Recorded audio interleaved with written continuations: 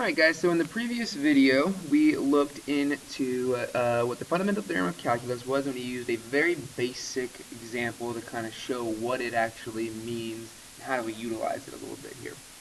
So in this example, we're going to we're going to find an example where we amp it up a little bit, and we're going to use the fundamental theorem by trying to take the derivative of an integral, but we're going to have to use a little bit of our good old-fashioned chain rule that has kind of snuck up on us in an example like this. So let's take a look here. So it says find dy dx if y itself is equal to the integral of cosine of t dt from 1 to x squared. So according to our fundamental theorem of calculus, we need x being that upper limit of our integral. Okay, so we need a value a up into x. Okay, so we don't have x, we have x squared. And so if you remember correctly, when we were doing the chain rule, we started talking about how we could almost use what we call u substitution as a way to make our lives easier, to get it to what we actually want. And so if we want to find the derivative of this integral, we don't need to be dealing with x squared, we need to deal with x. Well, we can't just throw x in there because it's a little bit different than x squared. But what we can do is a little bit of substitution. Because we can go ahead and make x squared u. Now we're dealing from 1 to a linear variable u. And we can go ahead and kind of account, alright, for our x squared. So let's take a look. If we are looking into this one, cosine of t, let's go ahead and make a u substitution for x squared. So I want to go ahead and rewrite this as the integral from 1 to u of cosine t dt. And then remember, if in this case, alright, I'll put y here, if we just made u x squared, we're going to kind of put in our back pocket at u equaling x squared. Because remember how the chain rule works. At some times we find this derivative, we're going to have to multiply by the derivative of u, whatever we're kind of taking that u of. And so now we want to find the derivative of du, in this case, of the integral. So let's take a look.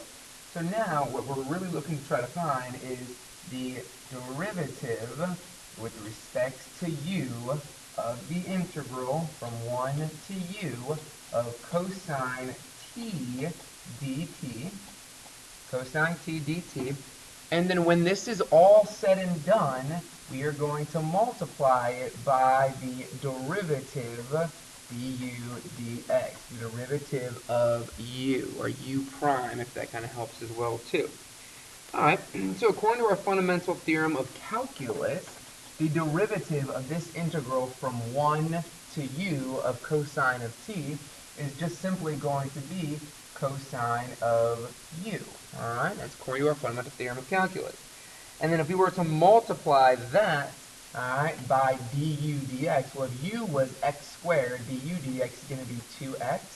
And then just like it was when you were doing the chain rule before, we got to substitute that u right back on in. And so we'll end up with 2x cosine and our u, which we said was x squared. Alright, so there is using our integrals of, or our rules for our fundamental theorem of calculus to kind of go a little bit more into chain rule, a little bit more so as well. Alright, so there's an interesting little example for us there. One I would like you to try on your own, see how it goes, is the following function.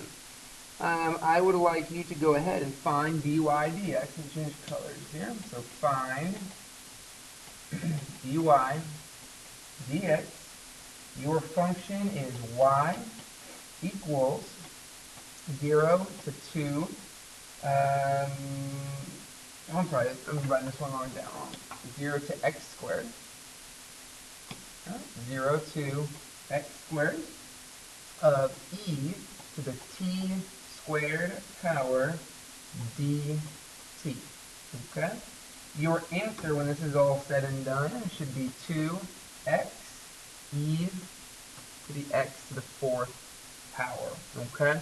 So give this one a shot, see if you come up with the exact same thing here, and on to the next one.